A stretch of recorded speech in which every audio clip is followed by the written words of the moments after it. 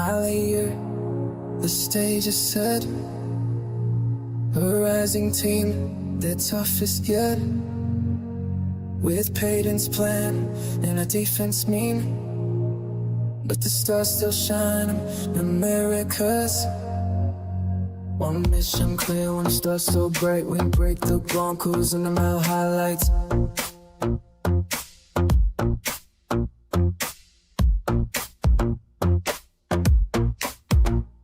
The Broncos ride on through, Cowboys strong but tried and true. In the mountains we won't fall, Dallas ready, we'll take it all. The Broncos, their pass rush heavy, their spirit bold, but our will can't be bought or sold. Step by step we'll grind, we'll fight. Cowboys storming through the night.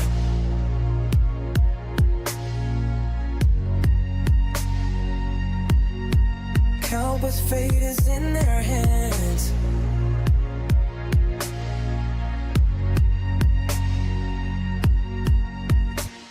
One mission clear, one star so bright, we break the Broncos in the mile highlights. The Broncos ride on through, Cowboys strong but tried and true. In the mountains we won't fall, Dallas ready, we'll take it all. The Broncos ride on through, Cowboys strong but tried and true. In the mountains we won't fall, Dallas ready, we'll take it all. The Broncos, hear that call. From Dingsa's heights to victory.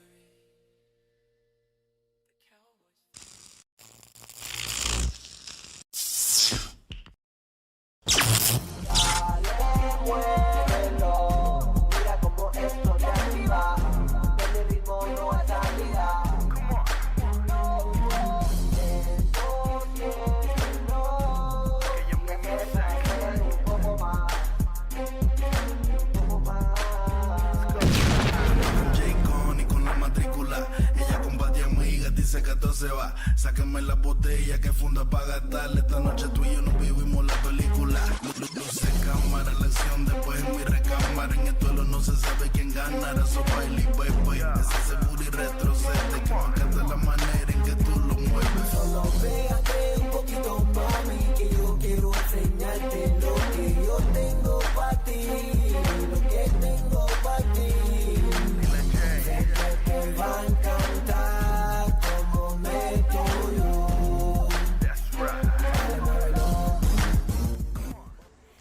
What is going on, Cowboy Nation? Welcome back to Primetime Studios. Like always, I'm your host, Primetime Phil.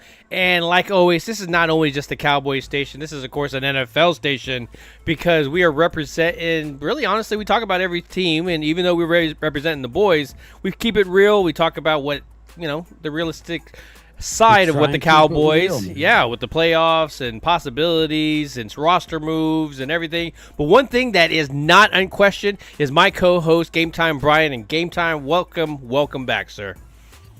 Primetime Phil, we meet again on your our platform on this channel, the channel that started it all. The channel that started it all. The channel that offers not only great commentary, but graphics that are second to none. Thank you, sir, for what you do and what you've done. And I am looking forward to this kind of a boring slate of games, but not for the Cowboys and not for the Eagles for reasons that we didn't even realize before the start of the season that we would be looking at. But I'm looking forward to it. Good evening, sir. How you doing, man? Jerry Sanchez, I got some great graphics for you. I bet, man.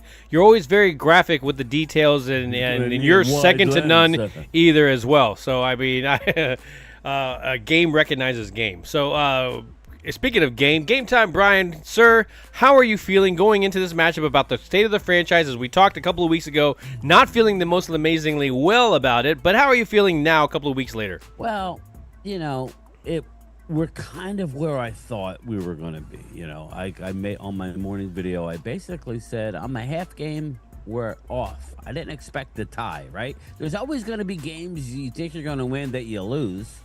And there's games that maybe you thought you would lose that you might win, that you end up winning.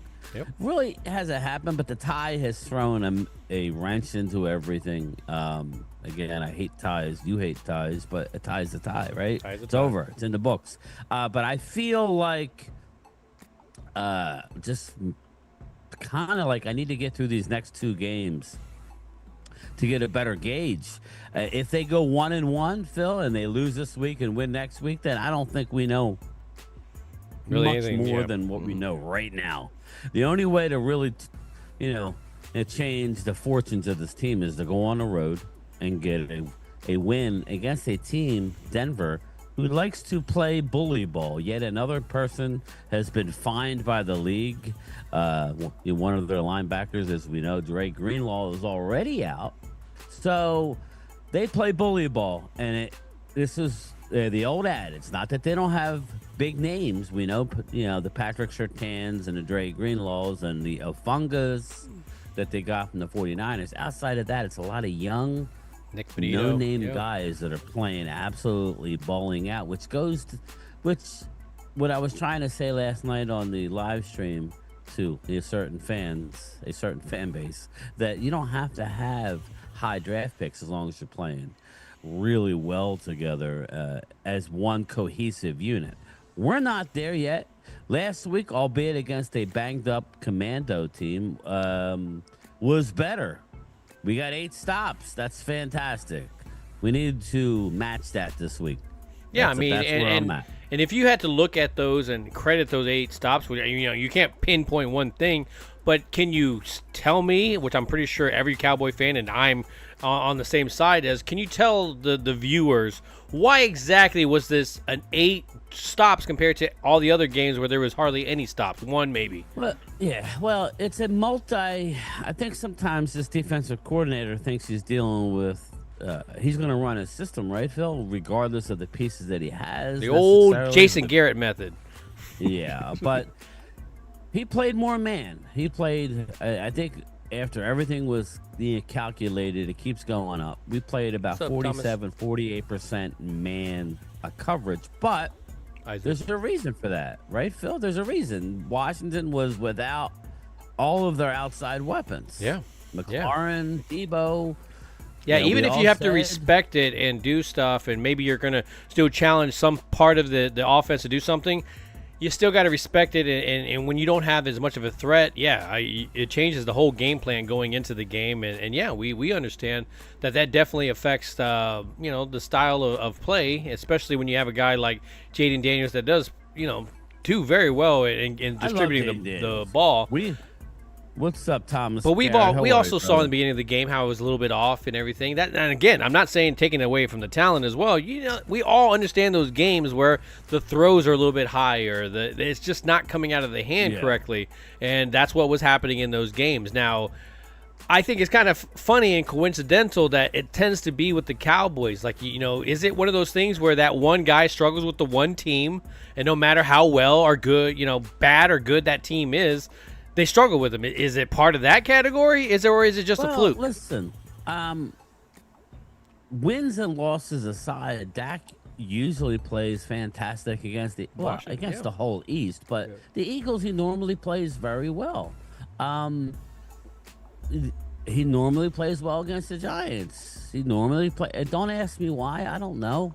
It doesn't mean anything outside of that. But Jaden Daniels seems to not like the blue and silver and white of the Dallas Cowboys, but the all whites, especially the all whites, man, we're like 5-1. They do look good. They do look good. Now. I was a lifetime. I was a very big fan back in the '90s of the double star, big star jerseys, and so the fact that you kind of bring that a little bit, I'm like, okay, I can like it. I can get behind it. Can we go to the chat? Let's get a call out to the people that are in the chat here.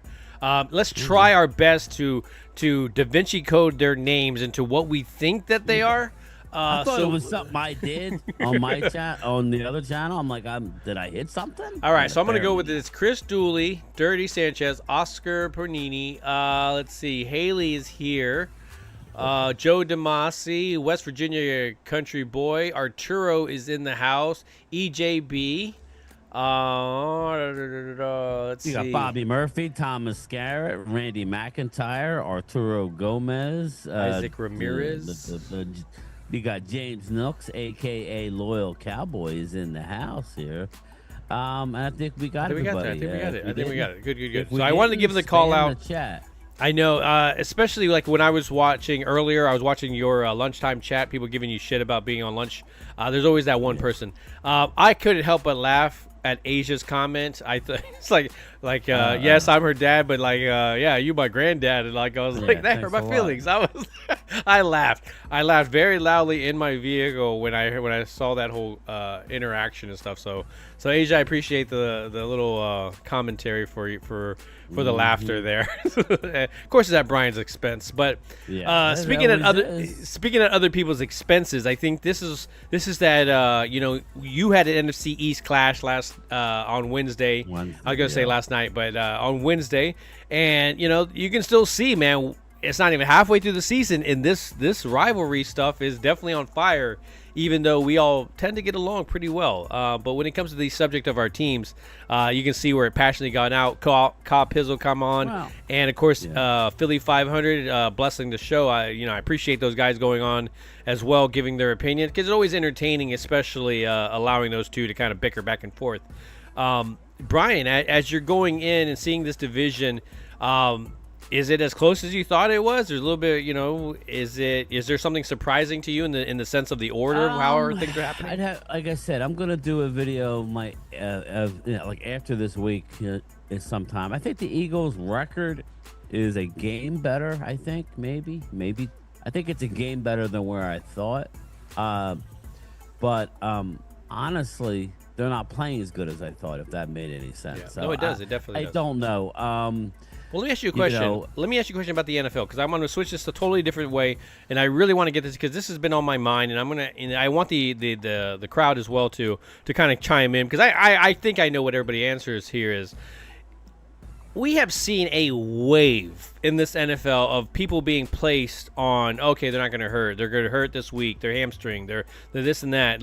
And these are stars. Justin Simmons, Max Crosby. You got all these stars that are being, Diggs or anything. Do you think there is some point to the rumors of a lot of these are being stored away for the trades possibilities, so they're not ruining?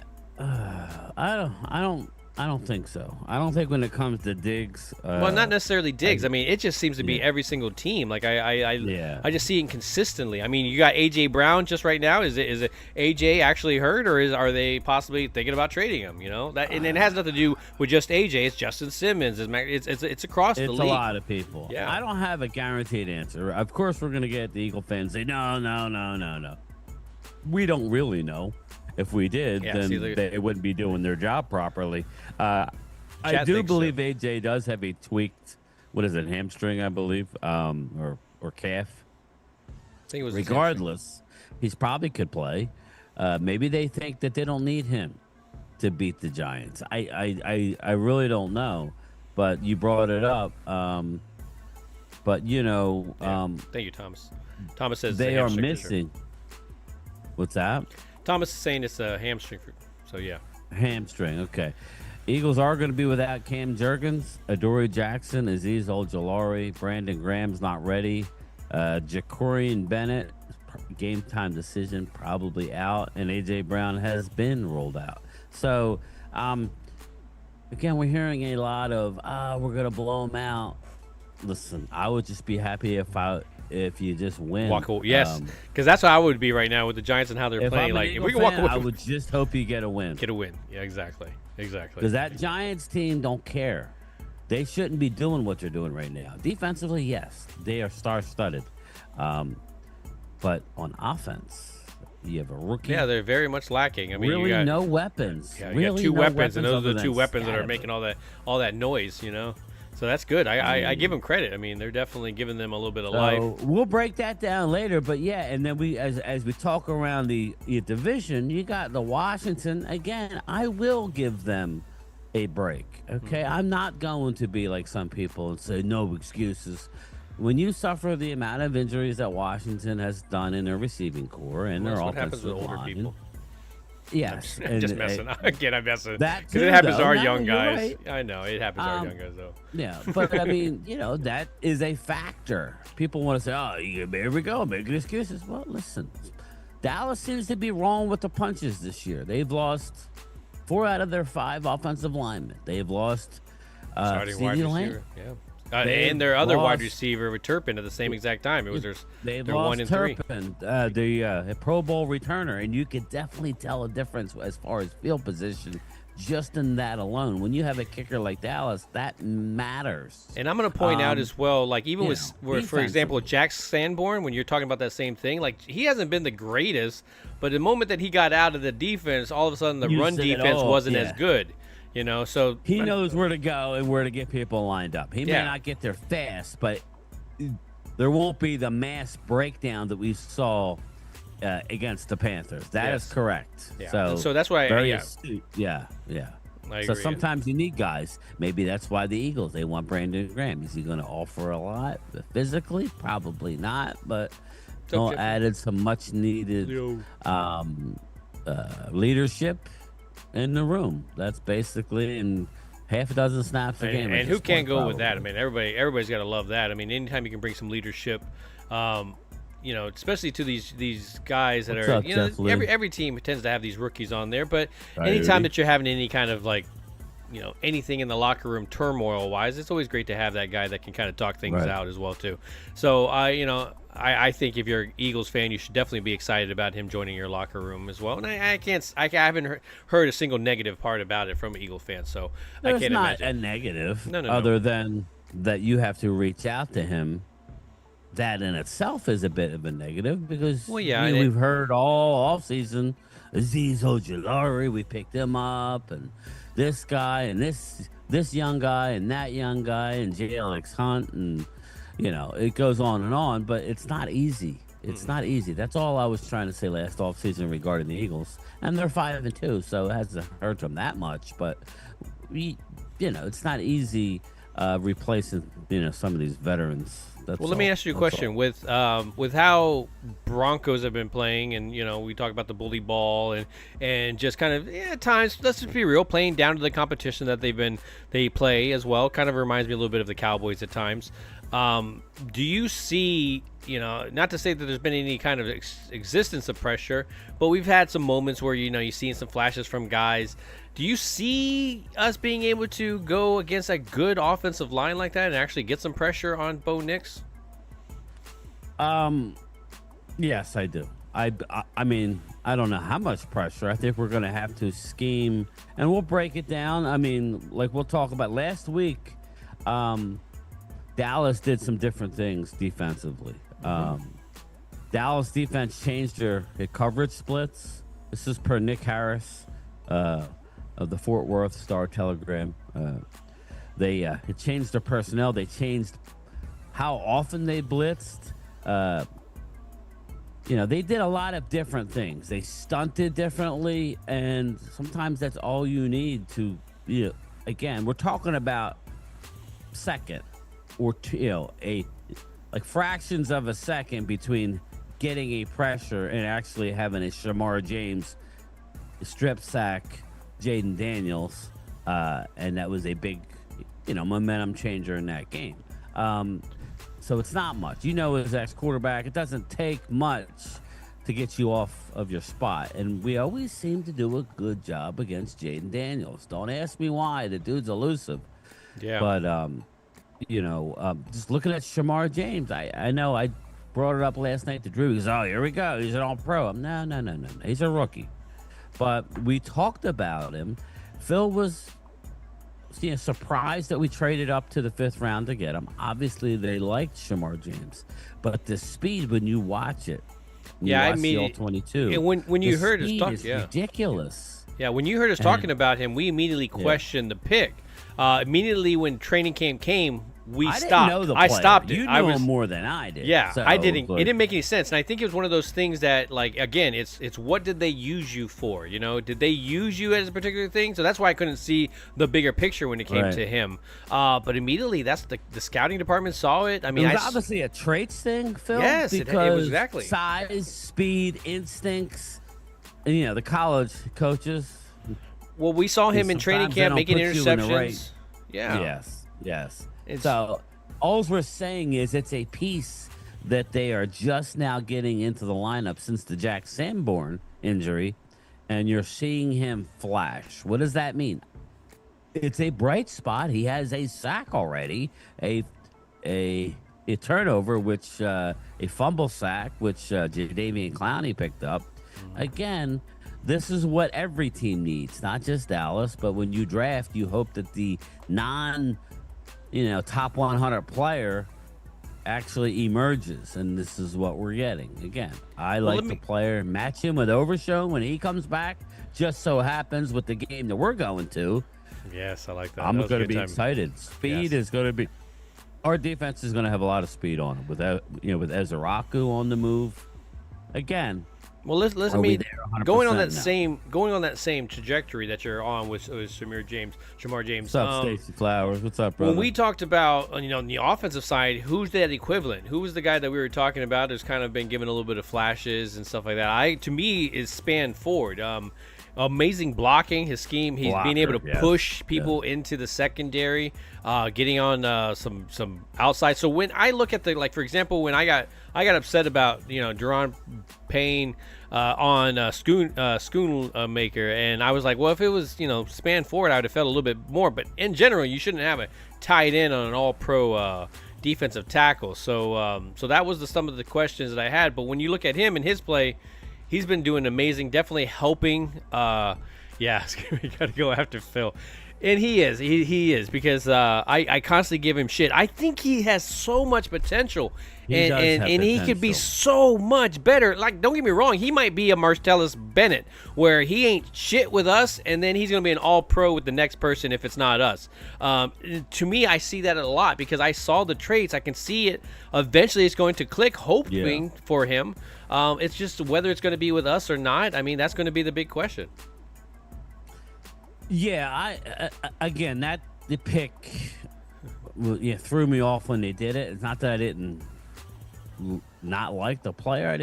I just wasn't thinking tight end in that spot. And him, Luke Schoonmaker. It was a surprise pick.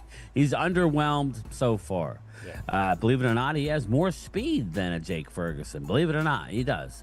I think he's a little bigger. He is, but he's just can't be consistent. He just can't put it together right now. And thank God we got more time with him. Okay, this is year 3, right? He was a second-round pick, so we got time. But I do believe Brevin Span Forward has moved ahead of him. Now, we hadn't needed him because... I mean, Ferguson is the 4th or 5th option of this offense, it feels like? Yeah, and with the addition of George Pickens and the emergence of Cavante Turpin and Ryan Flournoy and Javonte Williams, Tolbert and Javonte Williams, exactly. There's only one football to go around, and there's I mean, like, you're just not seeing it right now. But I don't know, man. Our offense is flying right now. I'm really shocked that Brian Schottenheimer is doing what he's doing at the start of the season. I mean, I get it because I know Drew made a comment. Well, we shut you down game 1. All right. I don't think either team played well game 1. I think it's, are you surprised that it took a couple games to get? What did I say, Phil, when CeeDee Lamb went out? I mean, what did I say with CeeDee Lamb and even Tyler Booker? I said that this is an opportunity. This may be a good thing long term. And how could not having CeeDee Lamb? Because it forces you to get a repertoire, which is not easy in the NFL, with a new wide receiver in live action, right? And Tyler Booker, I think it helped him missing a few games to take a step back. And when you hear Tyler Booker talk, Phil, he's like, I'm so much better now than when I left with the injury. Mentally, you could just kind of take a step back, look at yourself on film, look at what the guy who's replacing you. And TJ Bass has done a phenomenal job. Yep, amazing job. So much so that people are calling and wanting to trade for him, and I'm kind of like, Phil, I don't know that I want to. I really don't. Like, know what I mean? Because you're one injury away. And I don't, see what people don't see, Phil, is like with the offensive line, it's not so much allowing the sack, right? It's getting to the second level and having your offensive lineman get to the linebacker. Yeah. That's where you see these long runs, when you can get to the second level. And that's where I think. Well, when you look at this offensive line, other than the 5 that are starters, I think there's 3 right behind them that you can't get rid of right now. Whether it's a Brock Hoffman, unfortunately, I think the lowest of the totem pole of that one. But then you have T.J. Bass and Nate Thomas. Nate Thomas being able to cover the 2 tackles, and of course T.J. Bass being able to cover the guard positions, and then of course Brockman in there, and possibly coming in as a guard as well too. So I mean, you have 3 guys right there that cover the whole offensive line. This is what Jason Garrett's wet dreams are all about, man. Guys that can cover more than one position and do it at almost an all-pro level. And not to say that, and that's the reason why. I mean, we don't know until T.J. Bass becomes a starter somewhere. Where is he an all-pro? He's playing really well. It's we've talked on to him, we talked about how Brock Hoffman looks okay, and then all of a sudden a couple games in, you're like, okay, there's a reason why he's not starting. I haven't seen that big drop off when it came to TJ Bass. That's why. No, not at all. You're absolutely right. And Dirty Sanchez in the chat says the Philly game was just a 2-nut for our offense. None of the guys knew what it was going to look like with CD going down, with a major help from Dak and Pickens to get on board with each other. Yeah, that's what I meant. It was an opportunity to actually get a repertoire. Now that's done. Get the Sharpie out. A check mark. Boom. He feels comfortable. Like Phil knows, being a quarterback, it takes a while to be on the same page with your receiver. What is open for Ryan Flournoy or Jalen Tolbert is different from how George Pickens is quote unquote open. Just throwing the ball in those tight windows and throwing it up. He knows when. Well, you can trust. You can see the trust getting there. You know what I mean? Yeah. He's not open because George is not as fast as CD. He's not. So he doesn't get, and I don't know that he runs as good a routes as CD, but he's a better 50-50 ball. He's a better go get it. Way better. So he'll high point a ball. But, it takes a while to get comfortable trying to throw the ball to a George Pickens. That's all I was trying to tell you. I wasn't making an excuse. We lost the game to Philly. Congrats. We lost. But, Well, it's getting that speed. I think sometimes with the wide receiver, it's either instant or it takes some time, or it never happens at all. When you're looking at these guys, I think, just to be able to get into the practice window. I mean, we've seen the training camp, the preseason things. Like, we don't know where they're at until, how many games in until they really kind of started getting any kind of, chemistry together where, okay, I know what you're doing in a certain situation, and now it's opening up. That I wouldn't, it makes sense that you're going to go for the 50-50 ball trying to get down the field. But at times, I mean, the defense didn't think about that at all when it was the one-on-one situation with them. So, I mean, to me, like that said a whole lot, in that he wasn't open to going down the field with Lattimore. Lattimore, you got to give him credit. Even though Lattimore got smoked a lot, he still had great position a majority of the time. That's the Chidobe Awuzie of our defense, where he was always just there. I was like, well, congratulations. You didn't have to pay tickets, and you got the best seats in the house because you just got to see the reception every freaking time. Well, and people say, like, we're going up against Cortland Sutton, who is one of the better 50-50 ball guys in the league, but it's really not 50-50 when you're talking to the better guys that do it, like a George Pickens. I don't know. It's probably 80-20. 80-20, yeah. 70-30. Well, I think what's amazing amazing with him when I was when I first got into football, I was a wide receiver in the right spot. Yeah, your biggest thing is that your eyes tend to get big when the ball starts to come. And so, like, as your eyes get big because you're focusing on the ball, the corner tends to know.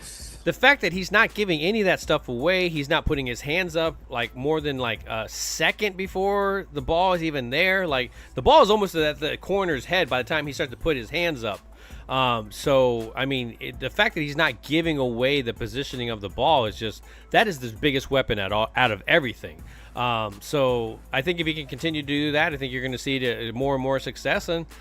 And I think it's going to be interesting to see whether it's midpoint next season, franchise. I don't know what's going to happen with this, but man, I would like to see him in a Cowboys jersey moving forward, and makes me want to go buy one. I did see that, Oscar. I did see that. I actually felt bad for him. He was crying. He was basically crying on the sideline. He was so upset, and meaning Marshawn Lattimore. And that's the NFL, man. I mean, if you're not. And George Pickens is brutal. He is. You heard him. If you heard the sounds of the sideline, George Pickens was brutal. Yeah. And that's what they are. It's cutthroat. It's the same way when you think that's Rush would lock you down. You think when you're about to hike the ball and what that defensive line is saying about you as well too. So I've heard some stuff. That's why. Well, you played the game at a high level. That's why Michael Irvin got so upset when his two jamokes on YouTube, kind of like us. But we don't. I never got to make it to that. Like I just hear about the speed that comes with it at the NFL, and I think that to me is. To a guy that's sitting on a YouTube station, saying how the old guys, exactly, fuck, man, exactly. That is just so for to criticize somebody when it's one thing to criticize, right? It's another thing that if you played the game at a high level and you criticize, okay, I disagree, but at least you played the game. These dudes, and I felt bad, but I just mean just to play at that level. So I felt bad for Lattimore a little bit because Phil's right. He didn't have bad. There was one time he got juked. I mean, he got smacked. He got ran into his own guy. I mean, that was his fault. Let's be real. With the smacking of his own guy, he ran into him. He was there going was for the a couple interception. Times where he got twisted up, but outside of that, he had good coverage.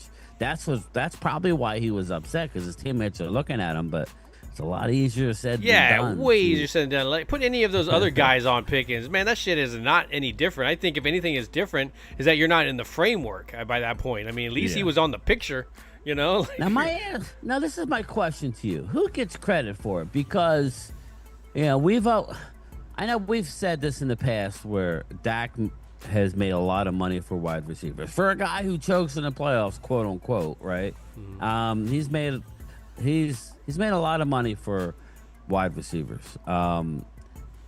George Pickens was the biggest, the biggest thing after the trade was, oh my God, Dallas, you got a talent, but he's a head case. Yeah, but big mistake. He's going to be a catcher in the locker room, this and that.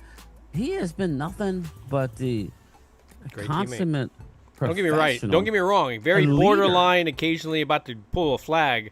And some unsportsmanlike conduct type shit, but you're like, okay, he stops it. Like just in time, he does it enough. He does it enough to kind of do his thing. But there's times where you're like, was he gonna get a flag? Bobby, I think it was 95, buddy. I think it was 1995. Yeah, it was like 1995. It was a long time, Bobby. Thank you for the super chat. Last time Dallas won in Denver was 92. I believe 95, but still, you might be right. It's been a long time. We're due, I guess. I guess that's what that means. We're due. So again, this is a Cowboy channel, but we take pride in, especially the NFC East. I'm not sitting there being homerized. We sit here at 3-3-1, but you have to take the good with the bad. Our bad has been our defense. It's starting, to come on, whether people want to admit that or not. This is a marathon, not a sprint. Okay, you need to be peaking at the end of the year. That's why this game is so big, people. We may not have everybody. Nobody has everybody. You need to go on the road and get a win against a very good football team. So let me ask you a question. That's what we need to do. You were mentioning who gets the credit. Are you talking about who gets the credit for the good pass? Well, who gets the credit? Yeah, that's the question. Who gets the credit for Pickens? Behaving? For him being so good. I'd say CeeDee Lamb. If I had to give it to anybody, I'd probably say CeeDee Lamb. CeeDee Lamb. I see CeeDee Lamb in the pictures where he's at the supermarket with him. He's feeling good about his camaraderie. Hey, your success is my success. My success is your success. It brings that together. I would say CeeDee Lamb. I mean, if CeeDee Lamb could easily be a diva receiver and say, I'm the man and I'm that person, you don't belong here kind of shit, and cause all this turmoil. but that hasn't been the thing at all. Does so it to help me, that CD just got paid though? And hell yeah, it helps. It definitely helps when somebody, when somebody pays you. I'll be a freaking cheerleader for like $20-something million, $30 million. Yeah, I think if I had to pick now, again, we just laid out why we think the Pickens came on is because he was able to get. He was the main focus, basically, with Cavante Turpin out, right? With CeeDee Lamb out, it was Jake Ferguson and him, basically, and Ryan Flournoy had a game where he got 100 yards, but everybody knew he was getting the ball, and he still got the ball. I think you have to look at the quarterback, because that helps as well too. Don't get me wrong, that definitely helps. Well, he's locked in right now. When he throws a ball. Not that every ball's perfect, but when he throws it, he's throwing it to the sideline. He's already figured out how to throw it to Pickens. Because, like I said, Pickens has a guy on him most every time. And he may not look open, but there's a way to throw that ball. And he's doing it. So, and I think you have to give the play caller a lot of, even Dak. Dak looked at shoddy. I don't know if it was last game. I think it was last game because Dak was taking some hits, and shoddy kept dialing up the shots down the field because he knew what could work in his mind. But that's going to get your quarterback taking some hits, and Dak, he kind of snipped at shoddy a little bit, but it was kind of in a laughing matter because that's when Dak was throwing touchdowns, so he didn't care. But when you go downfield, Phil, it does come at a cost, does it not? Especially with your center being out and your right guard who had just come back, who played well. He did. Well, let's be real. I mean, when we look at this team, 7-step drops, anything that you're holding onto the ball, I mean, they did a great job of giving him a pocket. That hasn't been the case in a lot of the years. But there's always seems to have a problem in the sense of, like, it's when the tight end gets involved. Whether it's a delay, as they're going out in a route or whatever, but it always seems to be the mismatch is right there, and I think that's what kind of causes those delayed blitzes, any of that stuff that causes those pressures because everybody's kind of on their man. I haven't seen anything in the sense of the running backs messing up. I think that's the part where I was a little bit worried about going into the season. Running backs not being able to pick up the blitz. Dak getting a little bit more blindsided. But I had to give credit to the running backs for being able to be a part of that blitzing concept. And maybe it's the reason why is because Blue has not been there. Blue has not been there, and maybe that's the reason why that pass split, those blitz pickups are been better. Well, what did they do? What did they do with Dak this year that's different? They're lining him up under the center a lot more often than they had in years past. Sitting back in the shotgun, you see Jaden Daniels primarily is in the shotgun. I'm confused. There's been no drama in Dallas. Bobby Schmurder. Thank you, my man. Is it the offseason?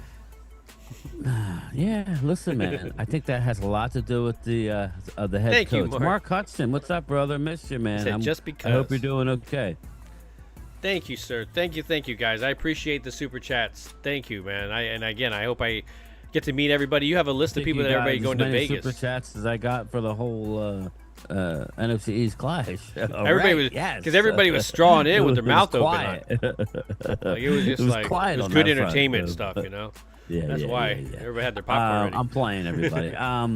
But yeah, so like your thoughts about what I said. Okay, I'm sorry. I saw money and I totally forgot what you were saying. No, I'm not messing. I don't know what you were saying. That's why my bad. It back to you like that. Yeah, my bad. That was totally my fault. Let's. What was I saying, everybody? Thank you very much for the super chat. That's how good that super chat was. It threw us all off.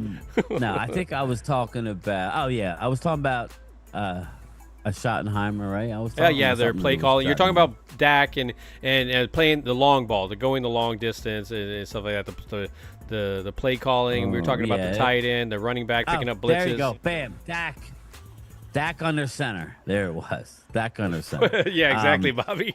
I think Bobby's that goes like, beyond "I'm more sorry." than it's more than just the 420 Dak under time. center. Dak under center. It's funny because that's kind of a thing here in the Delaware Valley here. Right? I mean, 30 minutes from Philly. Basically, Joe Giglio, the local radio talk show host, is running. He's saying what he's hearing from inside of the NovaCare complex, which is the Eagles version of the Star. It's a lot smaller, but you get the point. That Jalen needs to be Jalen doesn't like to be under center, or something of that ilk. But the fact is, Dak is under center more. And I think that's better for Dak's career. Now, I want you to speak on it. I don't know what kind of offenses you ran. I could imagine you've done everything. What was the difference when you got to go under center? Explain that to the people, what that allowed you to do as far as running an offense. Okay, so right before we go into that, Mark Hutchins with the $5 super chat says, just keep the great content coming. I appreciate that. Thank you very much. Yeah, exactly. What were we talking about? Thanks, Mark. Thanks, Mark. Thank you, Mark. Brother. I had to switch subject before I forget. I seriously will. When it comes to that, I mean, I like the shotgun because I could view the offense more. But I'm gonna be real. Sometimes, like, your eyes give it away. I don't know if that's what Dak is doing, but like when I went to hand the ball off, a lot of times I would look at it. Where when I'd go to fake the handoff, I would still kind of be looking upfield to kind of, so maybe that's giving it away. But when you're under center, I think, you have a little bit more control over the offense. The offensive line can hear your audibles. You're pointing out of the calls. So especially on the road, I think that's a big, huge thing. If your center's not capable of doing that, I don't know how Brock Hoffman, I have seen him pointing and everything. But when you look at it, as well, when you go and do the play action, you put your back towards the defense. That back towards the defense automatically goes, I don't care about you guys because I'm not going to have the ball, and that's kind of the fake of it. And it's a psychological type of game where it's not a quick motion that the linebackers can see you have it or not have it. They really have to commit until the moment that you turn around with the ball. They don't know what's happening, and that's easily like 5 to 6 steps. That's kind of why I think Dak likes it with the whole running game and Javonte Williams, right? I think it's a little easier to run play action, and Dak is very good with play action down the field when they're able to run the ball. I just think it's better for Dak's physical longevity. No, there's been some times where he's come out of that, and there's been a guy right in his face. He gets the ball out of his hand pretty quickly, but he has taken some shots. Pre-snap motion plus Dak calling protection. Exactly, Coyote. Nice, super brother. chat. That's exactly what it is. I mean, the motion that right there is a huge thing that can open up so much on the offense, especially as a quarterback's mind. Too many mistakes from Dak, like with that. It doesn't always work, but I'm telling you, maybe 8 out of 10 times it works where he'll audible out, and it's normally a run play. Like I'm really digging not so much the play, but the direction of the play, right? Where he'll say, kill, and he runs. There's been multiple times where Javonte has had a big run following a Dak audible, which I think, not that you can't see it in the shotgun. I agree with what you're saying, Phil, and you would know more than anybody. You can see the field more, but isn't it harder to play action out of it? I mean, I guess big time. Like most of the time, most of the time. But like if I'm holding the ball and I hand it like that, and then I pull it back out. Whether I'm faking it for a second, that's all it is. That's all you've made them hesitate for a second. That's all. Right. Look for a moment, and then they're right back to where they're at. So it was just a moment. Well, by you the time hesitated, and you lost all momentum going towards the line of scrimmage, right? Yes. And that's it. That's everything. That could be the biggest thing, depending on the type of route that's being ran. But if you're going to try to go over those linebackers, get your wide receiver to go over them, you need those play actions in from the center. By the time your quarterback turns around, your guy is already in the center. He's ready to throw it. He can make his decision. And it's usually bigger gaps between the linebackers and the safety. So I do. I mean, and again, that comes with a successful running game and being able to be committed to the run, to know that, okay, 50% of the time, this might be a running play. We actually have to commit to this. Yeah, because the problem is exactly what you said, Phil. The problem going on in Philly is supposedly Jalen Hurts made a comment that he doesn't like having his back to the defense. And why is that? Because he'd have to read the defense again. Yeah, I don't know why, but that's the comment he made, which is why he doesn't like being under center as much, because you take your eye. You know, it's different, right? It's a whole, like, the whole timing is totally different when you are under center as opposed to stationary. Feeling FOMO with all the super chats. Well, I appreciate you getting involved. Thank you very much, Haley. That's awesome. Thanks, Haley. Thank you, Haley. Well, listen, Holly, I can't believe we're already 45 minutes into the show. Let's go ahead and start talking about the NFL matchups. We just started. Yeah. Let's go ahead and start talking about these NFL matchups. Right, let's and talk about the weekend matchups, and then as we get into the NFC East, and as we get into it, let me switch my camera here. We'll talk about the Birds and the Giants matchup as well in depth. Well, we saw last night. We saw the Los Angeles Chargers totally, and I want to talk about this for a minute. I know we said we'll get into the game. No, that's right. I touched on it, and I kind of got a little ridiculed by some fans. I wasn't trying to diss the Eagles. I was just trying to say that in the first half of last week's game, Minnesota missed a lot of opportunities. Most Eagle fans would admit that. Again, Wentz was horrendous in the first half of that game. He just was. And Eagles won the game. It was a final possession game. Shout out to the Eagles. You had another close win against a good, or so we thought, a good team. Is Minnesota a good team? 37-10 to the Chargers, who are 4-3 coming into the game. I think they have they have a lot of the pieces. It's just, unfortunately, you need a leader. You need somebody that's going to lead you, somebody that's going to get the ball into your wide receivers' hands. Somebody that's not. I don't know, man. They couldn't do nothing last night. They couldn't. They couldn't. I mean, it's kind of crazy because you have some really good football, weapons. You know what I mean? It's like, yeah. I just don't understand. It makes you wonder. It makes no sense. I mean, to me, like, for a team like for the Rams, for example, remember when they had Cooper Kupp, and you're like, okay, who's going to pass to this Kupp? Oh, Cooper Kupp. Who's going to hit? Who's they going to pass it to again? Cooper Kupp. Like, just throw the ball. Like, I don't know what is, like, go back to pass and throw the ball. I don't know what you are making such a big deal about this thing, Carson. It's just like, instead of tucking and running, like, throw the ball. That's what Eagles beat the hell out of them, so that didn't help. But I mean, I just feel Dirty Sanchez with the super chat. Does anybody know Philly D's mom's number? I'm feeling lonely. Thank you for the super chat. Here we go. But Mouse brings up a point that I was really trying to get to. The answer is it's a week-to-week league, right? I think Vikings are up and down. Mm-hmm. I think the Eagles are up and down, but the difference is Eagles are finding a way to win games. That's the difference. I think if you talk to an Eagle fan, we played good this game, we didn't play good that game, but we won. So things get masked when you get wins. And I go back to 2023. I'm not saying the Eagles are about ready to collapse. I'm not saying that at all. But what I'm saying is what we heard, like when they got out of the gate with their 9-0, was, but we're good teams. We're finding a way to win. Until that stops. Yeah. So we'll see. We see a chink in the armor, but I don't know. Last night the Vikings got absolutely annihilated. So now they're saying right after the game, J.J. McCarthy needs to come back ASAP. Well, I saw last week's game. He may put up some numbers, but there was a lot out there that he missed. I'm just saying, right now, the way Dak's playing right now, I think that would have been troublesome. Dak's playing better now than he did week one. I mean, I'm just going to say that.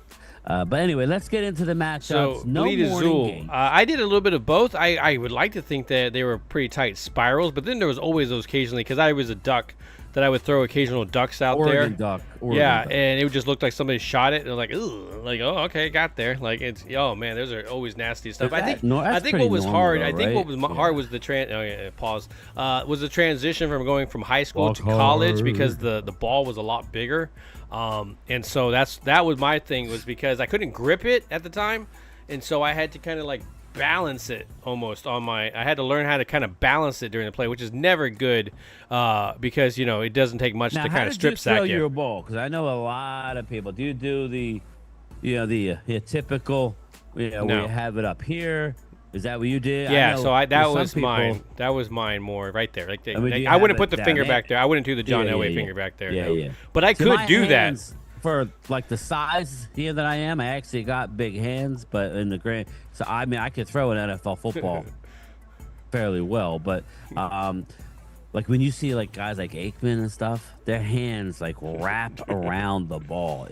What are you laughing at? No, just what he's saying. He goes, Brian, he goes, great response. If you don't, no, I'm not laughing at you. Yeah, you're teaching me, fucker. No. No, I've tried different ways I played flag. No. No, but it was a heck of a transition to be able to go. And I obviously, when I was coming out of high school, I was a little dude, so I definitely needed to grow. You're just a little guy. I was a little guy. But no, let's go back. We're going over the games. We were just talking about Minnesota, and we're getting easily disrupted. All right, we're going there. First game. There is no overseas game. It's just a regular game. About time, because they're going to have that in the Super Bowl. Yeah. Atlanta Falcons host. Or the 3-3 Falcons, right? Up and down league, right?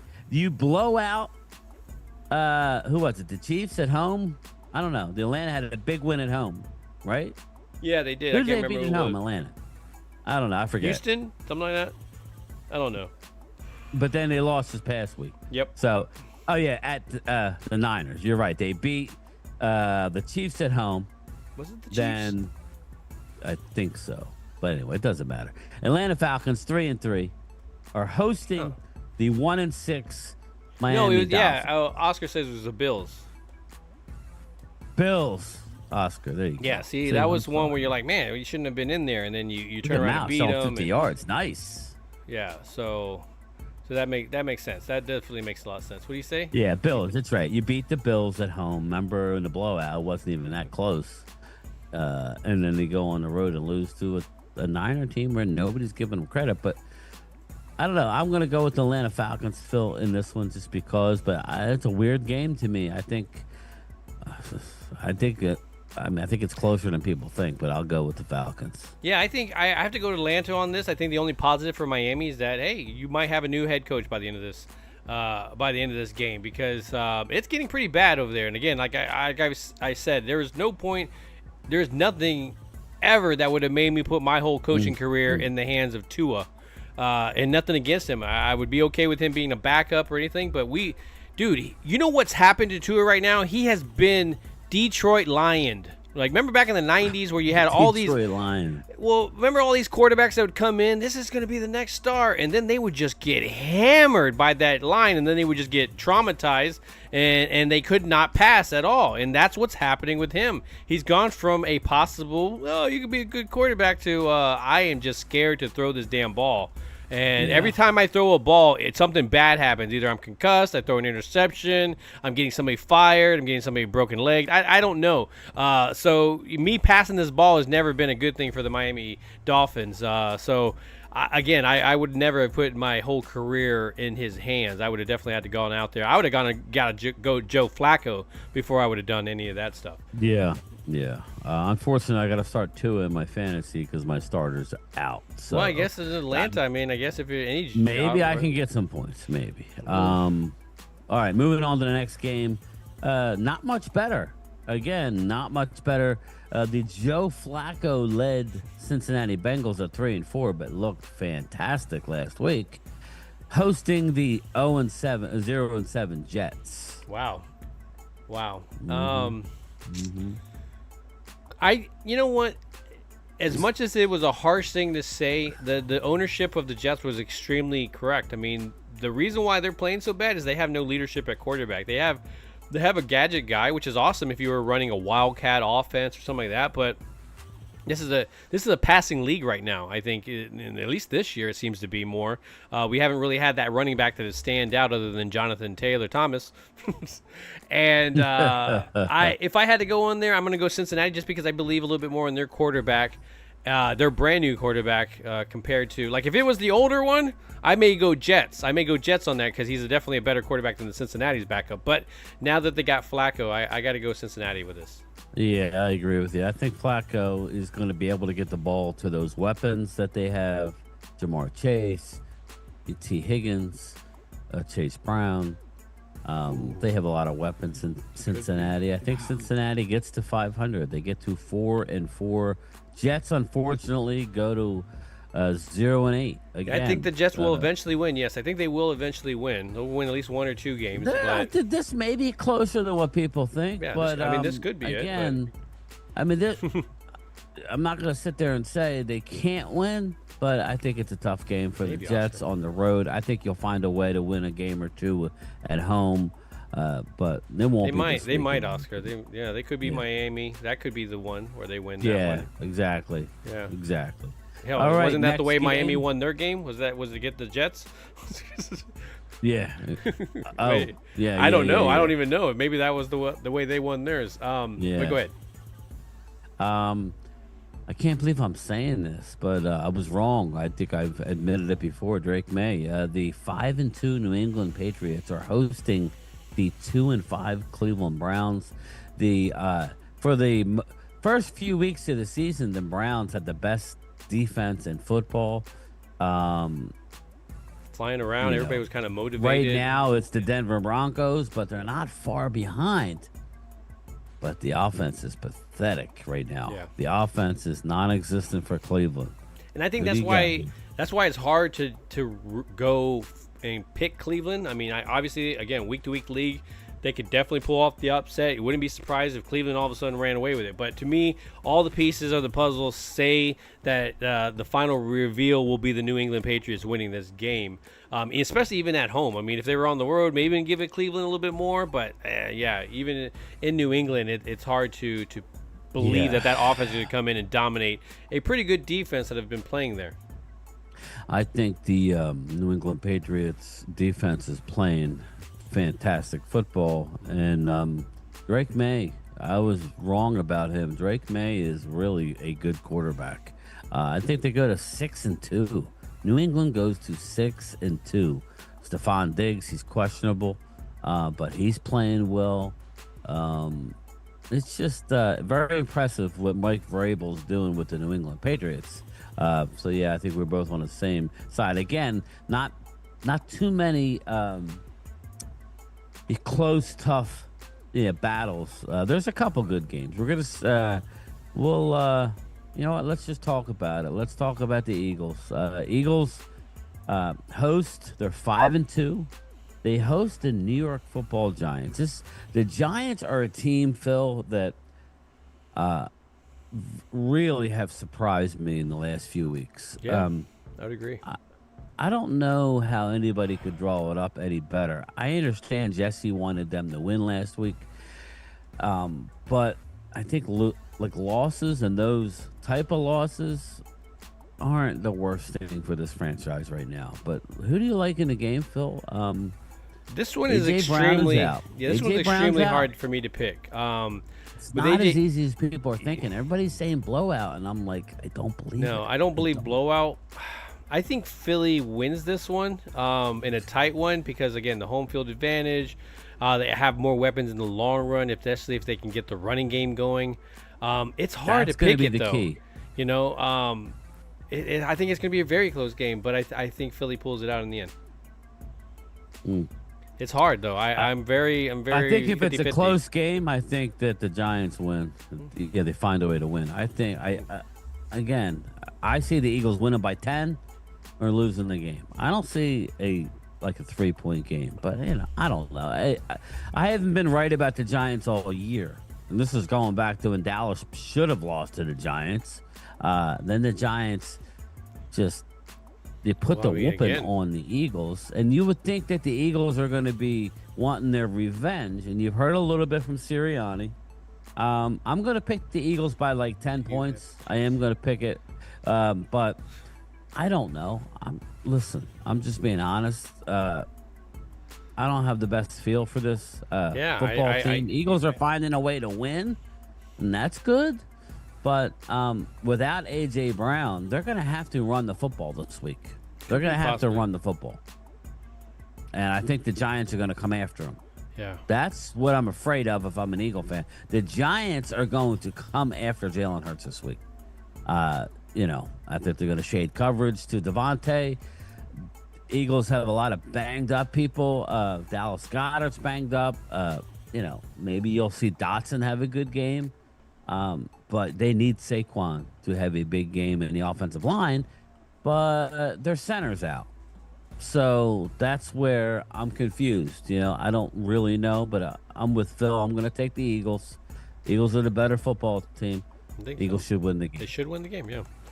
Should win the game. Right? Even when you're missing pieces like that, I think the talent-wise says you're still a little bit. You got more talent there. You just they just have this swagger right now that they're playing with, and that's what you got to be able to knock. You got to get them silent. You got to get them not hyped up. If they're hyped up, man, they're gonna be hard to deal with. And I say that knowing that the Cowboys are going to deal with them soon. They're a tough one. Smarter.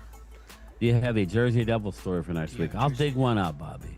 I know they filmed what's that movie with the Blair Witch Project about half hour from me out in the middle of the Pine Barrens.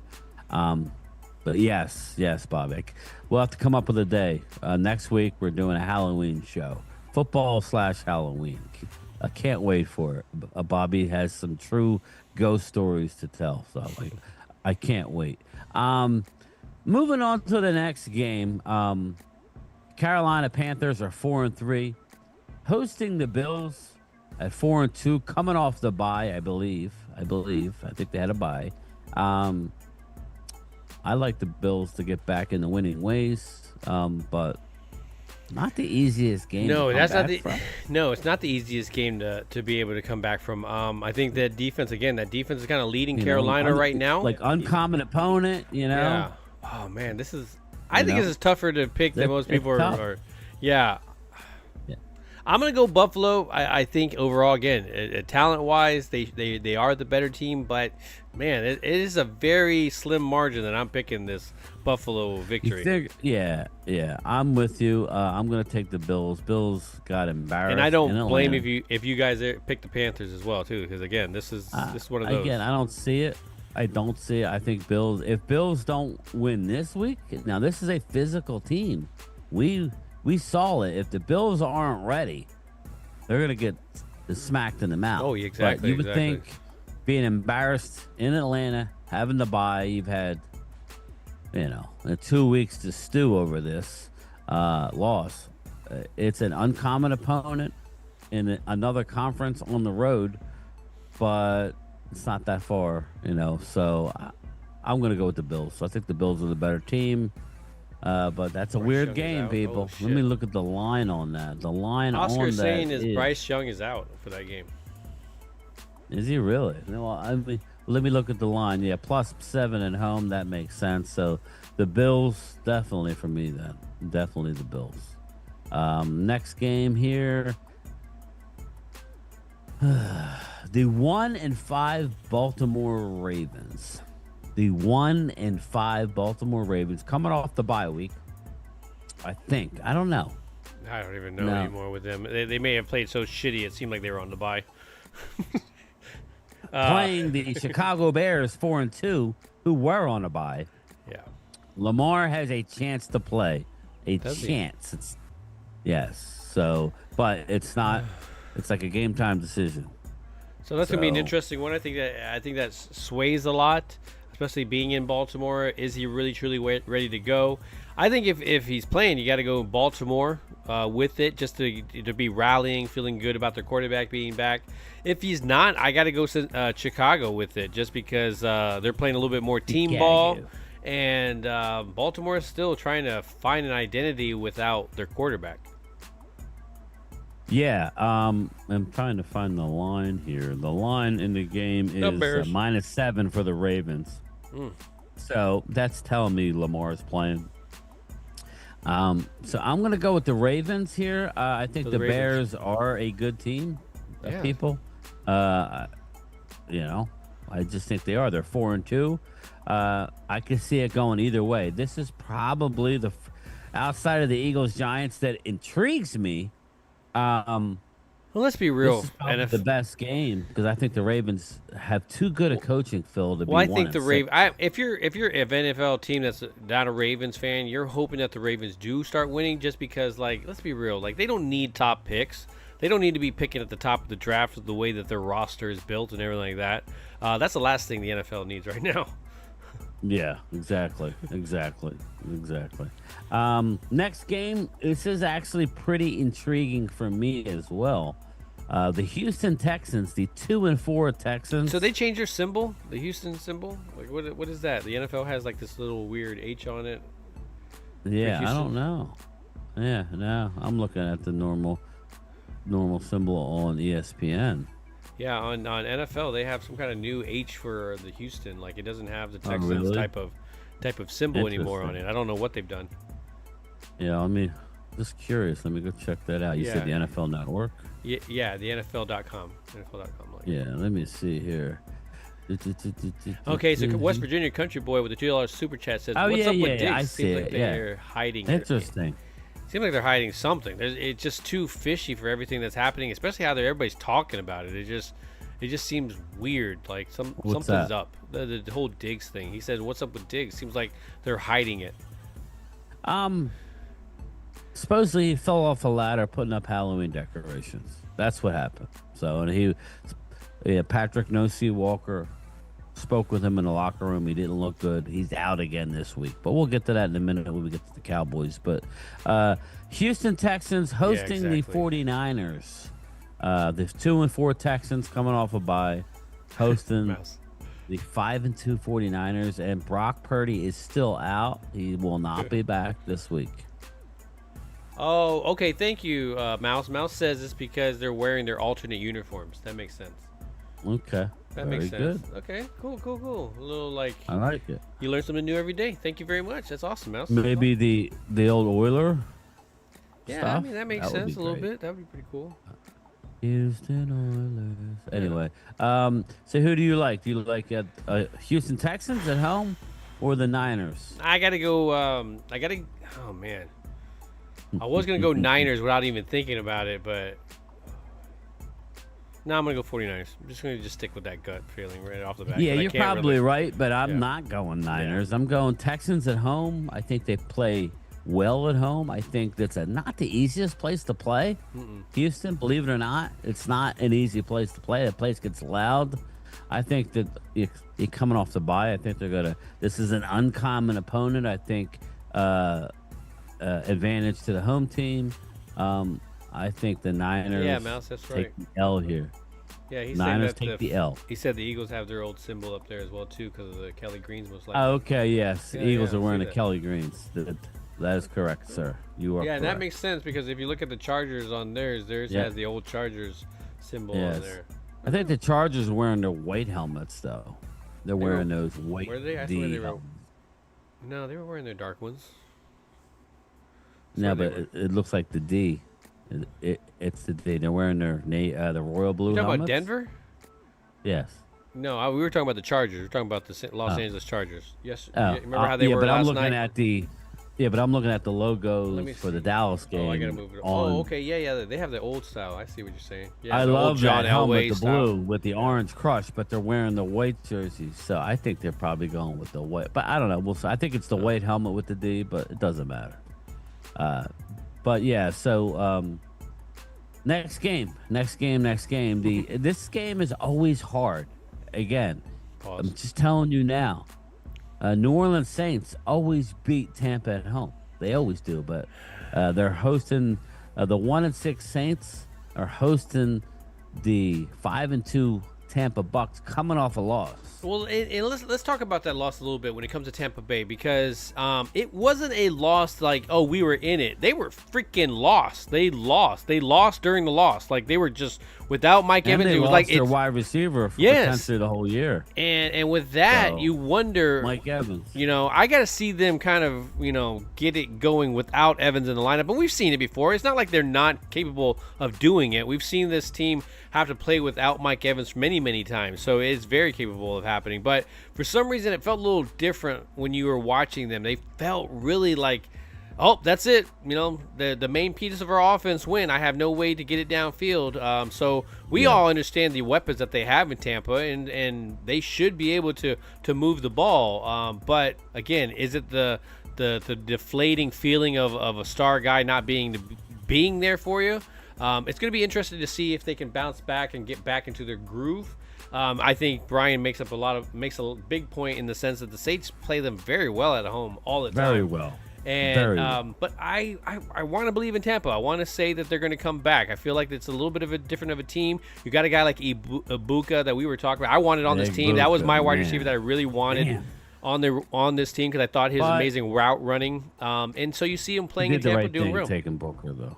Yeah, we did. Yeah, and I agree with that. You know what I mean? So it's kind of like we weren't gonna, just the way it was. We won't be able to appreciate it. I mean, we wouldn't have got Pickens and all that kind of stuff. So again, it all worked out for the best. But it works out. I think Tampa Bay still has weapons to be able to move the ball. And again, Baker just has to kind of shake that off. So I'm going to pick Tampa on a, hey, we're going to break the norm and actually win this game.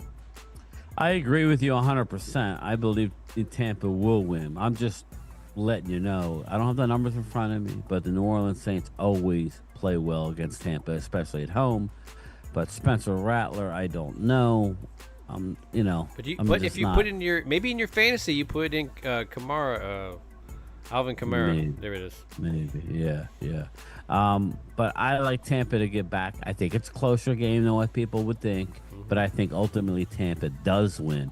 And it is what it is. I think Tampa has way too much talent not to win that football game offensively. Ibuka is even better than I thought. So I don't know. I mean, they're going to miss Mike Evans. He should be back towards the end of the season, but I think they're fine. So you give me the Bucks. We're going to skip over the Dallas game. We're going to move on to the only real team, the best team to line up against and beat the Broncos is the Indianapolis Colts. The Broncos have 2 losses, but the Colts were one of them, and it was a close game. The 6-1 Colts host the 1-6 Titans. Wow. Well, is this a trap game? Is it one of those ones where the Colts look past it? I think everybody, I think the Colts still feel that feeling of people aren't taking it serious. So I would have to pick the Colts in this matchup, and I think it's hard for me to, I would have gone, okay, well, every matchup except for the quarterback position. No, man, right now the quarterback position for the Colts is playing at a high level, and it's because that offensive line is blocking for him, and he's being able to show his talents. And again, I wonder how long it's going to go, because once the teams start to kind of get something going with him where they can kind of start putting a defense, or we're going to kind of see a little bit of that old Daniel Jones pop in his head. Is it going to be the Sam Darnold of last year where we talked about having a great year, but I think it's just different. When I looked at Sam Darnold, I look at those wide receivers that he was playing with and going, okay, that's a big piece of that. When I look at Daniel Jones, you don't have all that. You got Tyler Warren that's destroying the tight end record books, it seems like, for a rookie. But he's not doing it with as many weapons, but a hell of a running game. So I got to give him kudos for that team to really turning it around and giving their fans hope. I got to pick them in this matchup. And if Tennessee, again, wins, I think it's just, again, one of those chalk it up to in the NFL week-to-week league. Yeah, I'm going to go with the Colts to go to 7-1. We need Tennessee to lose for a possible Jeffrey Simmons trade. I'm still holding out hope that he's in, And again, when we get to the Cowboys, we'll talk about some of the scenarios that are going on out there. But yeah, give me the Indianapolis Colts there, Phil.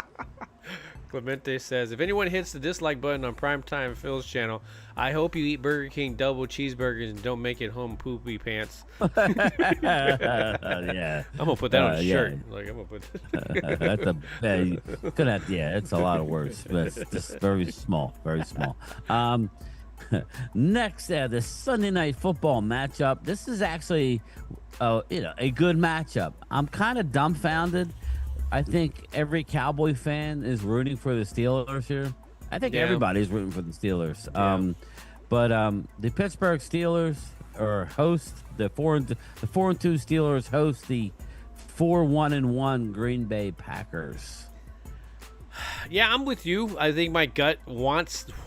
I really want Pittsburgh to get their shit together, and be able to pull out this victory. But because that I need that really bad, I'm gonna go ahead and pick Green Bay now, because we need Pittsburgh to do something. We need Aaron Rodgers to do something. So they have the weapons, they have the capability, they have the defense is playing well enough to be able to match up against Green Bay and actually take it to them and really honestly win this game. But no, because we need it so badly, I'm going to go Green Bay because we're not going to get it. Green Bay gets the job done. What's the chat think on that game?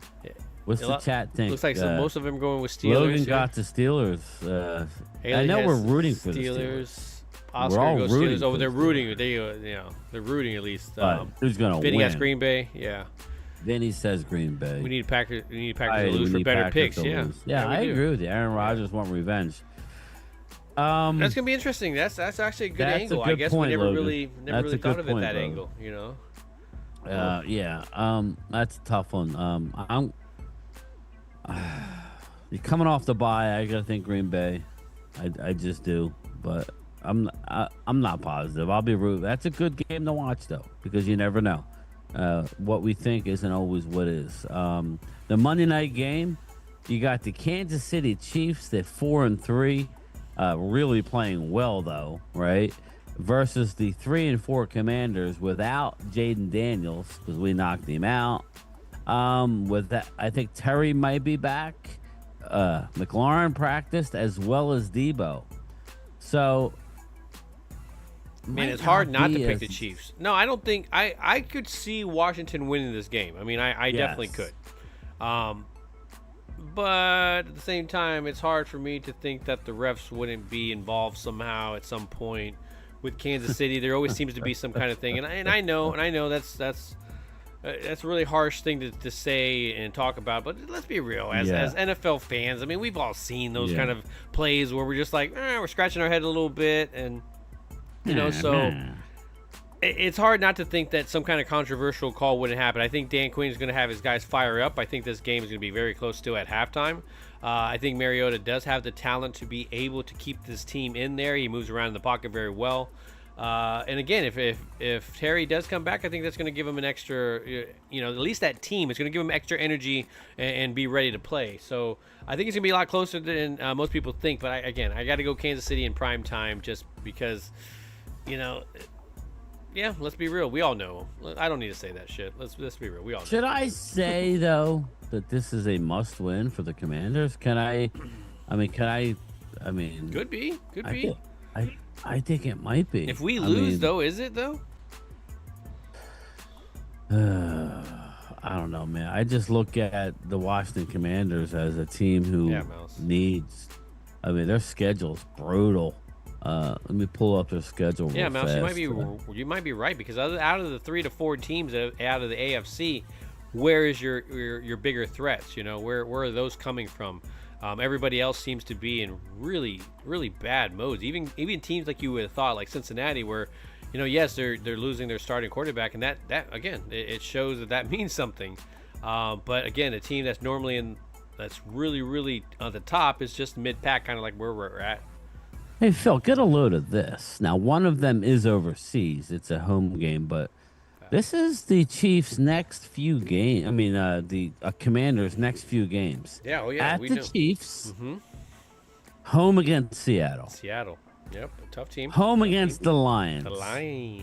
Yep. Home against the Dolphins. Okay, winnable. Home against the Broncos. They got 4 straight home games coming up. But they're 4 very good teams, but the Dolphin game is overseas. Oh, is that? Yeah, the easiest game is the one overseas. It's the extra game, but it's overseas. But so you figure, okay, home against Seattle, yeah, they can win, but a lot of people are saying Seattle is Super Bowl contenders. Whatever, but their defense is playing good. Detroit's playing better. Dolphins, okay. Broncos, number 1 defense in the league. And then at the Vikings, at the Giants, home against the Eagles. I mean, it's a tough schedule. I feel like it's a must-win for Washington, but not really. Not really. Not necessarily, like numbers-wise, but for mentality-wise, I mean, they've been on a losing streak. They're 3-4. They dropped to 3-5. It may be over in the not-too-distant future. They need to win this game big time.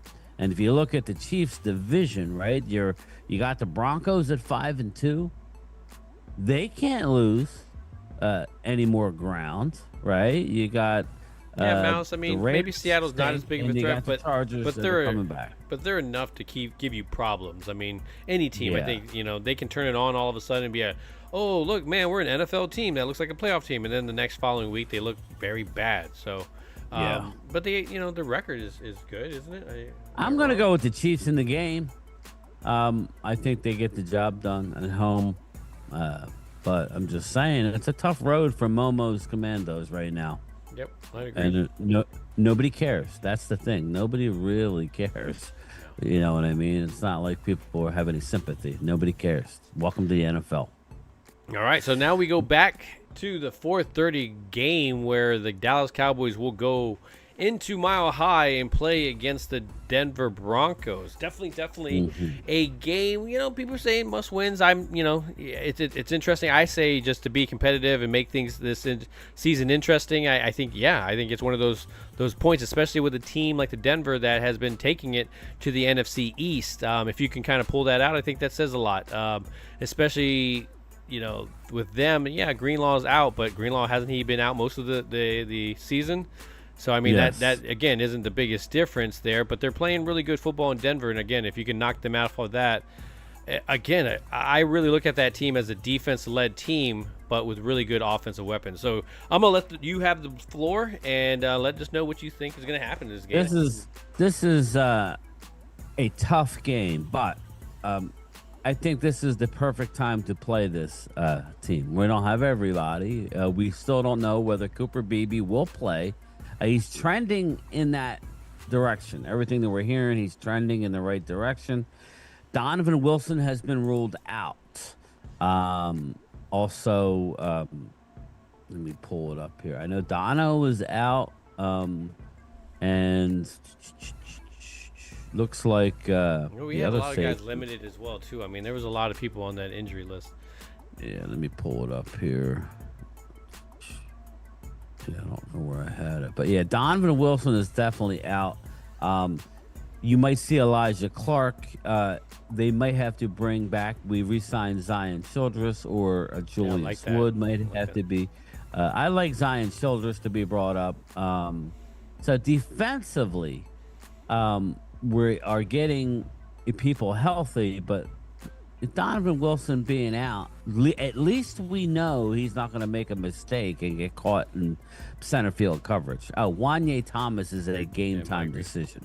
So, that's the thing. So there could be some issues on the back end a little bit, but I like Elijah Clark. I like Zion Childress. I like, we have other options. Deron Bland is out again for the second straight week, saying he fell off the ladder, putting up Halloween decorations. Diggs. You're talking about Diggs. I mean, Diggs. Sorry. Yeah, Diggs. My bad. I was like, Bland's out? Shit. I'm like... Yeah, everybody's scared.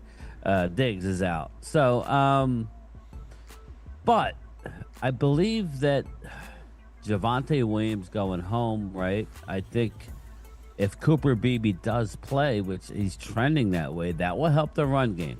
But let me ask you this, Phil. Do you think that it's a situation where you pound the run, or do you still pass to set up the run? Remember that interior, they have the number one defense. It's nasty. But I'm with you. I'm all about 30-some points. Well, yeah. I mean, what's the strong point? I mean, I love Javonte Williams, and especially how he's been running. I mean, I think you got to feed him the ball just to see how he's running against him. You never know; there might be some extra oomph into his hits. So I think you got to try to figure out where that's at. So, but I'm not against it. I'm not against passing to set up the run. getting my prediction out if I can reach it.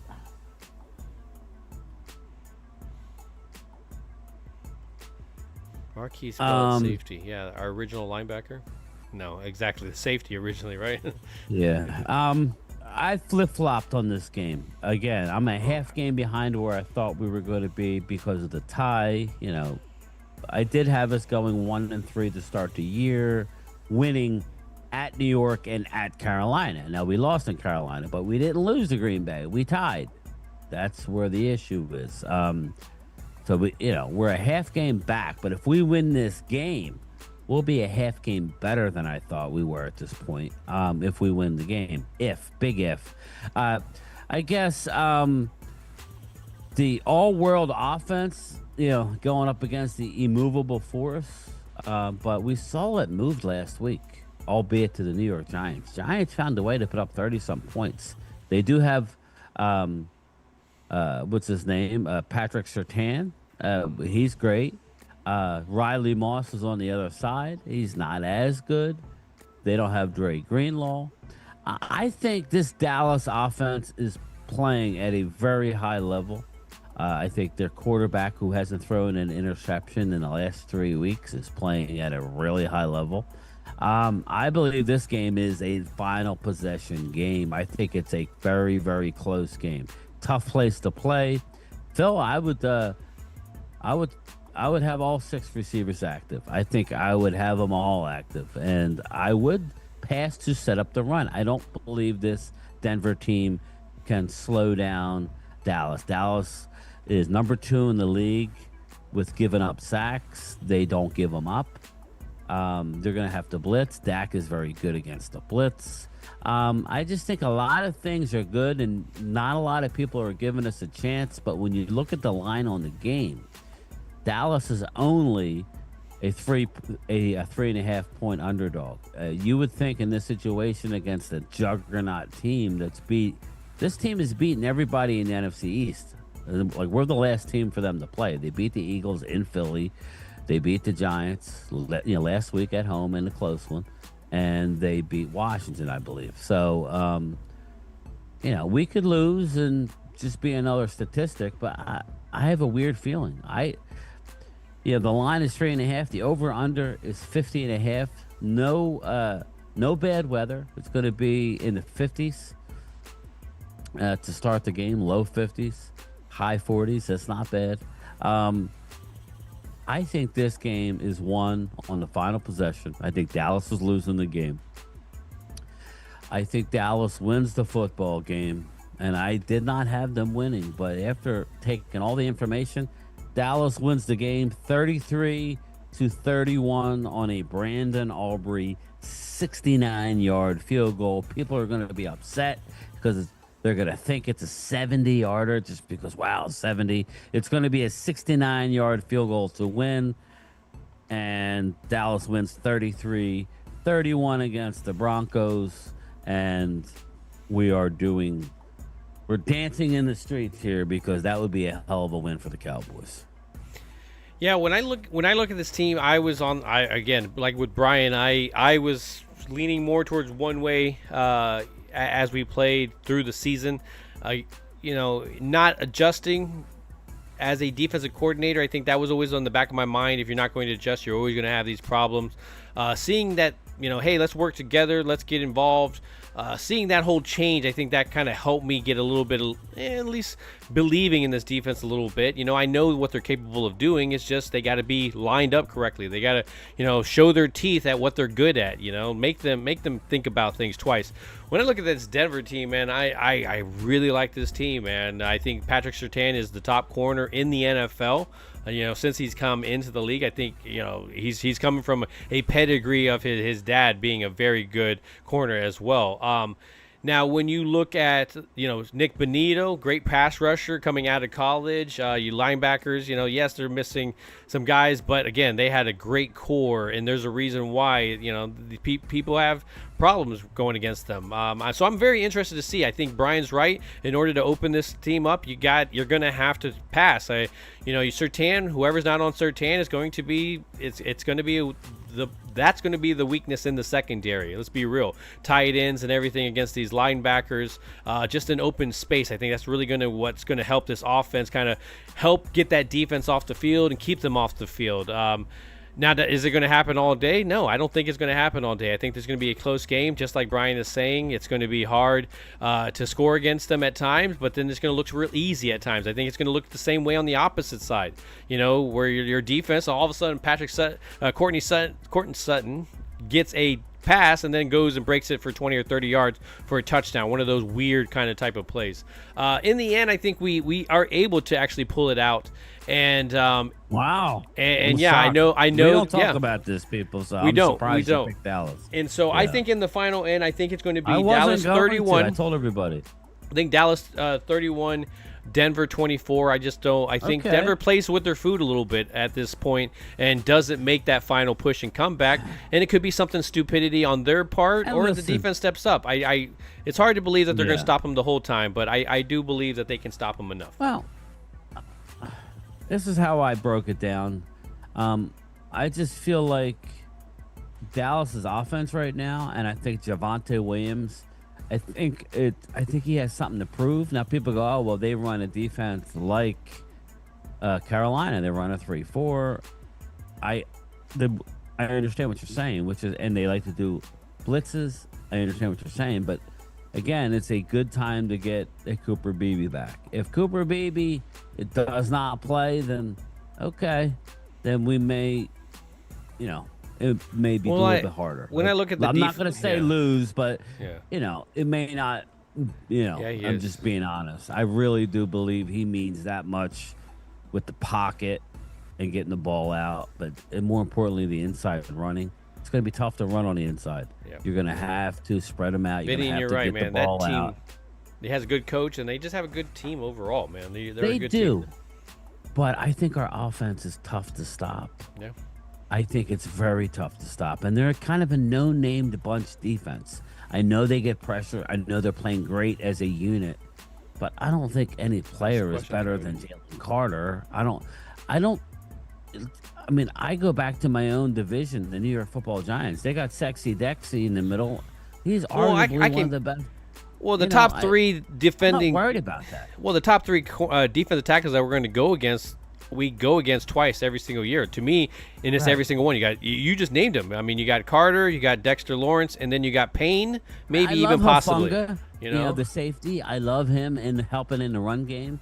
But I think you can take advantage of him in the pass game. I just think what George Pickens does to this football team, and now you have Jake Ferguson, who's got over 50 catches already, people. Yeah, he's found his groove. He's got his groove back.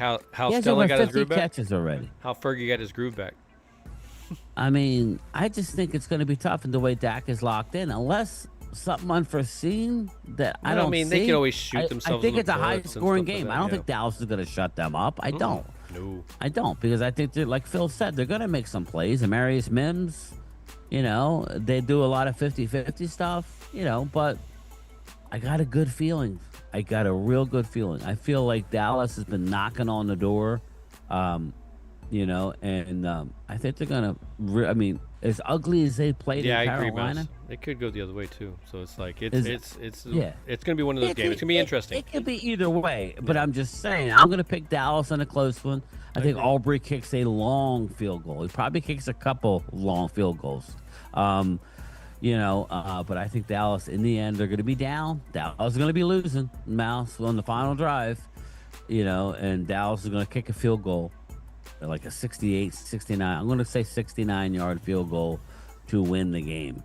So that's just my opinion. And I didn't have them at the beginning of the year beating Denver, but seeing what Denver is allowing, even though they have the number one defense, they're not unstoppable, and they have not played an offense like Dallas yet. I'm sorry, they have not. Well, actually, they did, and they lost. They lost to Indianapolis on the road, but they lost to Indianapolis. And I think our offense, points-wise, is good. I just want to read a couple stats regarding the game, Phil, real quick. Go ahead. I was looking at it. I was kind of surprised. Obviously, Denver's 5-2. Dallas is 3-1. We know the troubles that the Dallas defense have had up to this point. Now, last year, week was a step in the right direction. Yards per game. Dallas is first on offense at 390. The Broncos are at 347. They're at 11th. Time of possession, virtually even. Total defensive sacks. This is the big discrepancy. Broncos 34, Dallas 15. Dallas is 14th in the league in sacks. So for a team who gives up a lot of yards, Dallas gets to the quarterback a little bit, at least in recent weeks. But Denver's number 1 in the league at 34, but they're playing against an offensive line who's number 2 in the league in giving up sacks. Something's going to give. Either Dallas's offensive line is not going to show up and play like they've been, or they're not going to get home as much. And I think it's going to be the latter. Total defensive INTs. You would think a team has a number 1 defense, right? And they have, you said Patrick Surtain. Mm-hmm. Dallas has more interceptions than Denver Broncos. Dallas has 3 INTs, which it puts them at 22nd in the league, to Denver, who has 2. That's it. They only have 2 INTs. They don't take the ball away as much. Well, and I would doesn't give it away. And Dallas would have had 2 more if penalties didn't bring them back as well too. So I mean, Diggs had one where he picked it off, and then it was brought back because of too many men on the field. It wasn't like a holding or anything. Like that. Too many. The guy didn't run his ass off quick enough, So. And the last big stat is Denver is a -2 in the turnover ratio. Dallas is even. Okay, Dallas again, they were +5. So that's why I was trying to tell Drew last night. Dallas is coming on, people, defensively. Are they a juggernaut? No, but they are making small strides each week with implementing young players, and it has worked. As Araku's coming on, Shamar James is coming on. I would love to have Diggs. I would, but he's not available. But, I'm just saying, those are some of the numbers. When you look inside the numbers, it's not as bad as you would think. No, I would agree. I mean, I've talked a lot. No, you're making everybody feel comfortable about their position. Let's be real. You feel confident. I mean, I think we've all had that job where you feel confident about what you're doing. At the moment that you're thrown in a position where you're like, what do I do next? Like, until you get punched in the face. Well, obviously, but sometimes, you can get so comfortable that when you get popped in the face, you're like, what the hell? And then you adjust, and that's, again, with comfort and everything. It's when you're a rookie and you feel confident and you get punched in the face, and then, all hell breaks loose. Yeah. And I think that's kind of where they've had to. Now, they need to show some consistency. I think that's been the thing. We've seen a little bit of improvement. Then it went back to sucking ass, and then right back to improving again. But again, that was with the coaching staff and what they needed to improve on as well, too. I think everything is growing in that defense. We're getting almost close to the midway point of the season. So the fact that, we're starting to trend up as an improvement. We just need to make it consistent. I think that's what Bryan was talking about, where, hey, Dallas, has been a good team. And even if they are trying to find their way, they haven't so far lost twice in a row, So they've been able to at least bounce back from those disappointing weeks and played better the next following week. Yeah, I think it's time. And, Coyote brings it up. Yeah, Coyote. It's time. It would be a signature win, right? It's time that they do it. If they want to be taken serious, right, they have to win against a good team. There's going to be no excuse if Dallas wins this game. If Dallas gets blown out, then that's what I'm saying. If they get blown out, that's exactly what we're doing. If Dallas loses a close game, it may make us feel better, but I'm not going to feel good, especially when you choked up a game in Carolina that you should have already have won. Yep. So you got to find a way to win the game. I don't care how it looks, but I'm telling you, people, I think we're going to be okay. I think we're going to win a game. With that being said, we're losing on the final drive. That's how I have it, because Denver's a horrible place to play. It's not easy. It's loud. You can't breathe. But I have faith right now in the way Dak's playing, the way the offensive line's playing, Javonte Williams being that guy to go home, kind of like Rico sticking it to us. I think Javonte's first run last week where he ran over Lattimore. Marshawn Lattimore sent a message. I think he's going to do it again. No Dre Greenlaw. That helps. I just like where we're at. I like where we're at this week. I don't know. Did anybody hear how they're practicing? Because Dallas is the type of team, if they practice good, they play good. Like most teams. If they don't practice good, then you find out after a loss that they had a horrible week of practice and leading up to Carolina. I don't know. Yeah. But anyway. Yeah, no, I haven't heard anything. But no, again, I appreciate you coming through. We've kind of broken it down, whether we've talked about the tight end, the running backs, the wide receivers, the offensive line. Like defensively, we've talked about this team. You stand out as a player. We're going to talk about you. We didn't talk about much about the linebacker position because guess what? Hasn't been a whole lot of stars other than, James we were talking about earlier.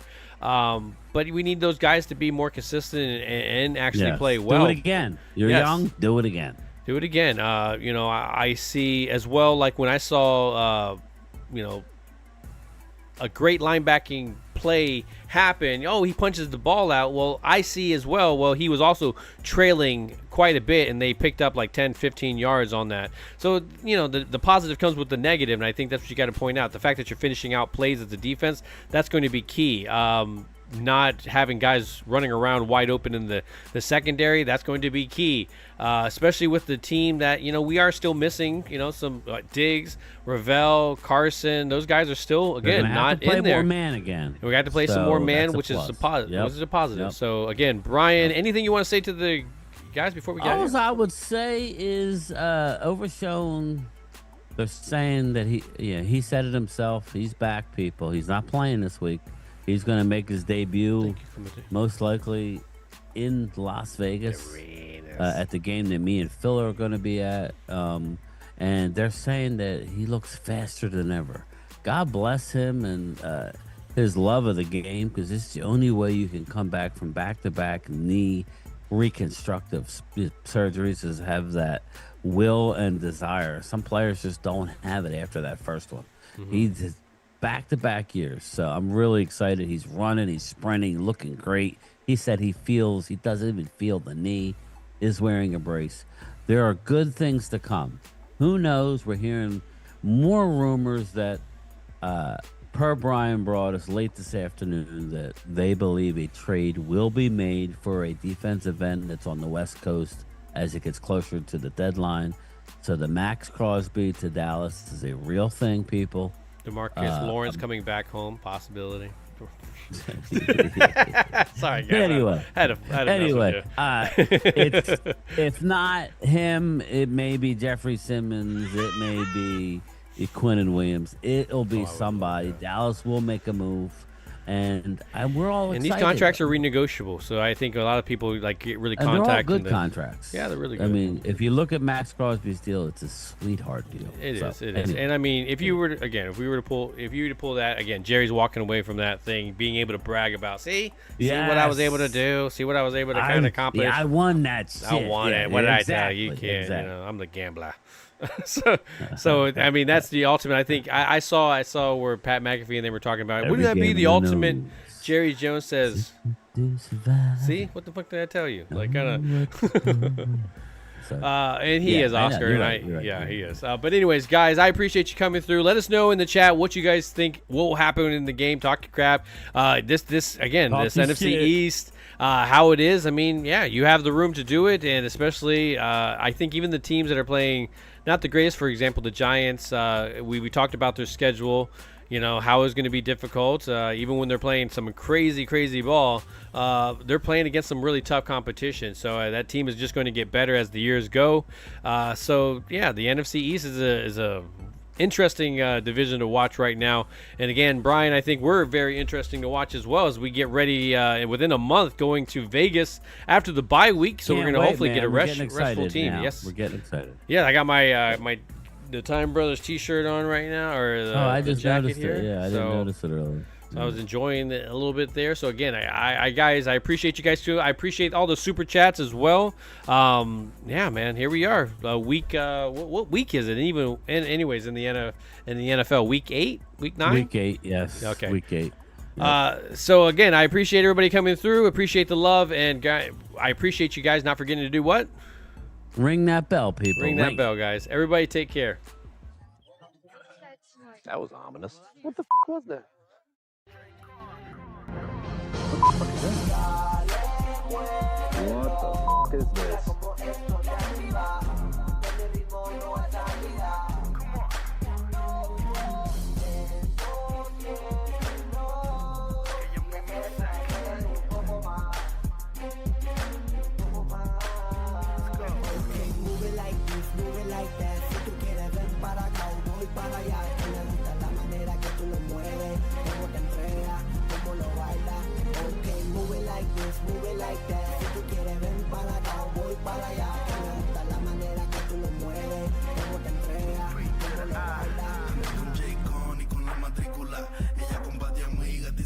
Se va, sáquenme la botella que funda para gastarle. Esta noche tú y yo nos vivimos la película.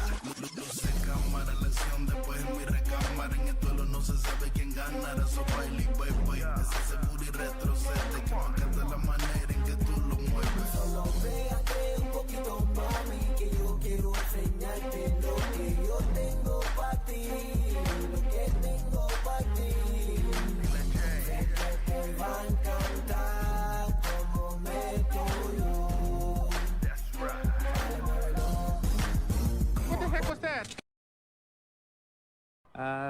Forgot what I was gonna say.